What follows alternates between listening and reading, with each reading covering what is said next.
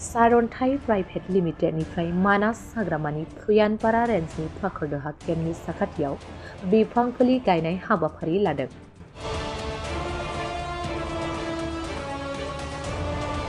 सारन्थाइ private limited producer ममता महिलारिनि दैदेननायाव मानास हाग्रामानि फुयानपारा रेन्जनि खरदह केम्पनि साखाथियाव बिफां फुलि गायनाय हाबाफारि लादों।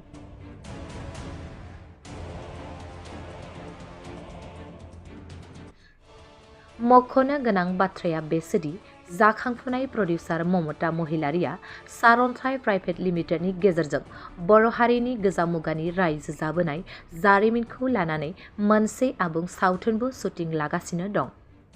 सावथुननि मुंखौ दासिम थि खालामनाय जाथ'वाखै।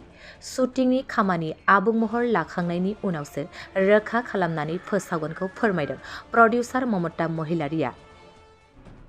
बे सावथुनखौ आबुं महर होनो थाखाय स्ट'री स्क्रिप्टखौ लिरदों सानसुमा बर'आ आरो डाइरेक्टर महरै बिबान लादों राजा नार्जारिया।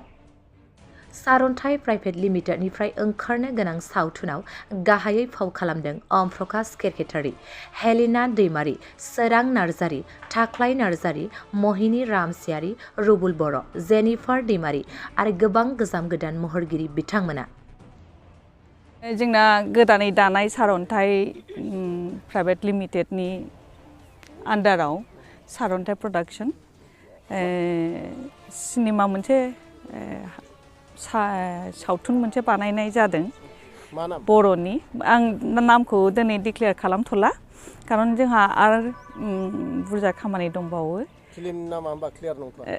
क्लियार खिन्थु जोंहा मेल्ला पस्ट प्रडाक्शननि खामानि थांबावो आरो बेकग्राउन्ड मिउजिक बेफोर गासैबो दंजोबो नालाय ओंखायनो दा जों नामखौ लाथ'ला।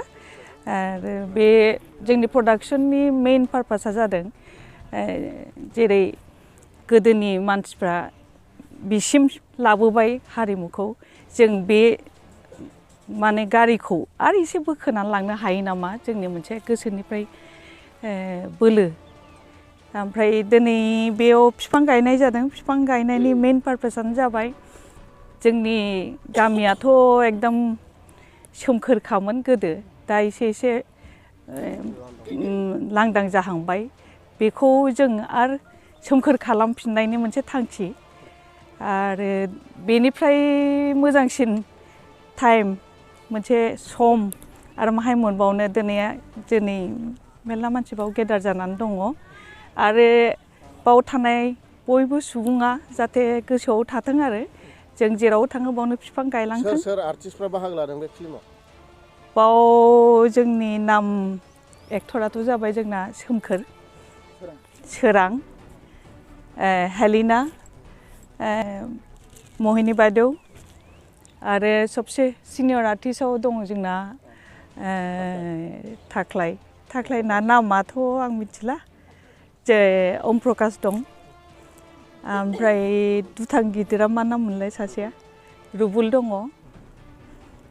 बेनोसै। आसलथे डाइरेक्टर आरो डिअपिआसो डिसाइड खालामनो हागोन जों माला दिहुननो हायो, खारन पस्ट प्रडाक्शननि खामानिया मेल्ला थायो। माला दिहुननो हायो 2025 टारगेट, खिन्थु बबे मासाव ओंखारगोन बेखौ जों दा बुंथ'नो हानाय नङा आरो।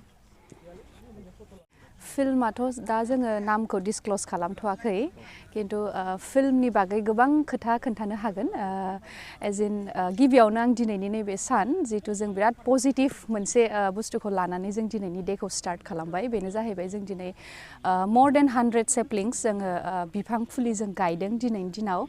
जों बयनिबो थाखाय बिराद मोनसे positive day. 100 of trees we planted already.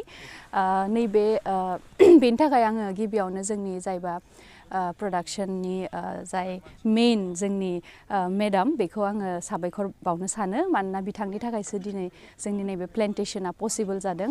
आरो नैबे गासिबो सारअन्थाइ प्रडाक्शन जिथु गोदानहै सारअन्थाइ प्रडाक्शन होननाय मोनसे प्रडाक्शन खुलिदों, नैबे प्रडाक्शननिफ्राय बे इनिसिएटिभखौ लानाय जादों।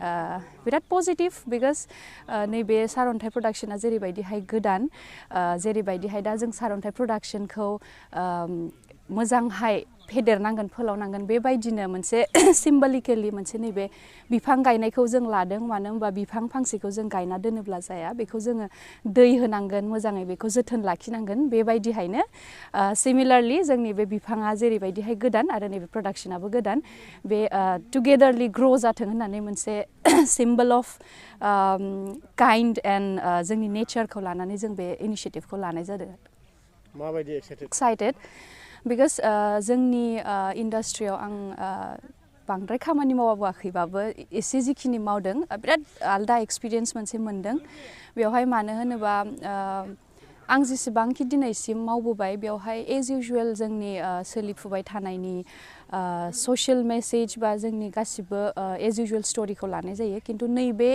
प्रजेक्ट आंनि थाखाय बिराद स्पेशल मानो होनबा नैबे मुभिया जोंनि बर' हारिनि गोबां जिनिसखौ देखायनाय जादों बेवहाय जों 100 years बिफोर जोंनि आबौ आबैमोना जोंनि फरफादार्सफ्रा माबायदिहाय लिभलिहुड माबायदिमोन बिथांमोननि आरो बेखौ देखायनाय जादों आरो गासिबो बुस्थुआ माने लाइक रिक्रिएसन जागासिनो बेवहाय बिकज अलरेडि 100 yearsनि उनाव जों दङ बिकज बेफोर बुस्थुआ दा गैला खिन्थु बेफोर बुस्थुखौ जों क्रिएट खालामफिननाय जादों बे बिराद मोनसे गिदिर खोथा मानो होनबा बेबायदि दा क्रिएट खालामफिननाया जोबोद खस्थ'नि खामानि थेवब्लाबो जोंनि प्रडिउसारा शी इज भेरि किन टु इट बिथाङा जोबोद गोसो होनानै बे खामानिखौ लादों आखायाव आरो बे बयबो बे खामानिखौ मावनो हाया आरो आं भेरि ग्रेटफुल टु हार डेट बिथाङा बेखौ माने आग बारायबोदों आरो बेबायदि मोनसे सावथुन बानायनो थाखाय नोंनि रला मा आंनि रलखौ